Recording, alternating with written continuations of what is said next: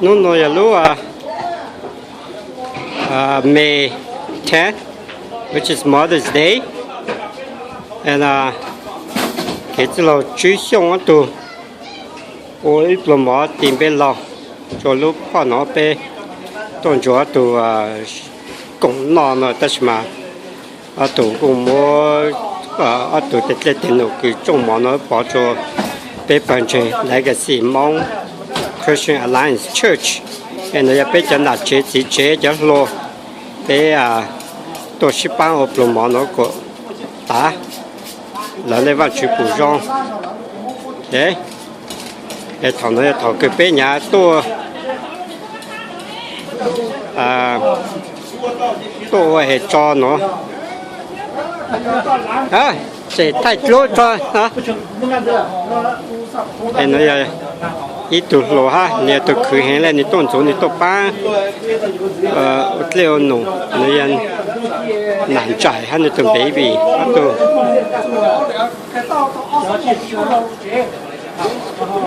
cái này bé họ nó có nó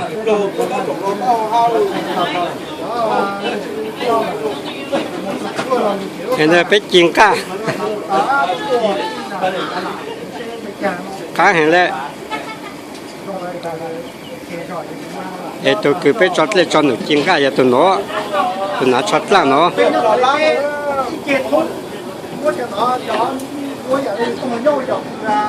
chú này nhỏ lúc chuyện chú này chú ba đêm mà cái này cũng cần tiền cho bò là chứ đò khó lắm chứ đò nó đò nó tàn thôi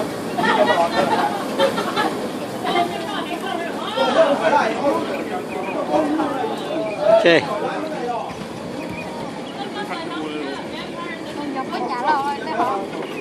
ôi bây giờ ta tôi xong mới chạy to cao mà mòn nó là ta chỉ sau rồi nè chưa mò cho biết mà chỉ có câu trả thế là mua mò chạy to đúng nữa mua mò nó là nhỏ là chứ là hai nhà mò là hai nhà nó ló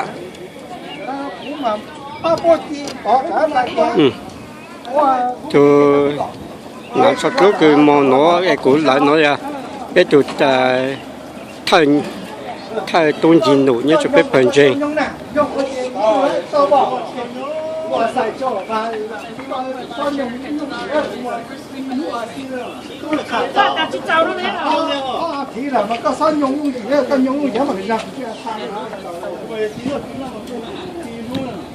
Hey, this is our secretary in our church. Hi, come and drink some Juice. secret remedy drink Yeah. later. I'm gonna post this. You know that, right? Okay. Yeah.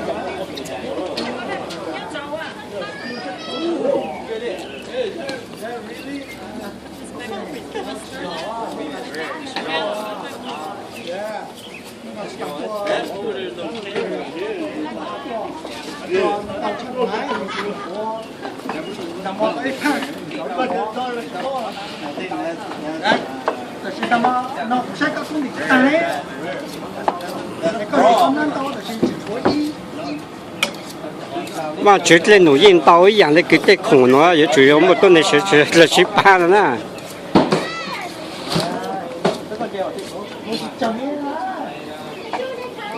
Chỉ chẳng đủ số này.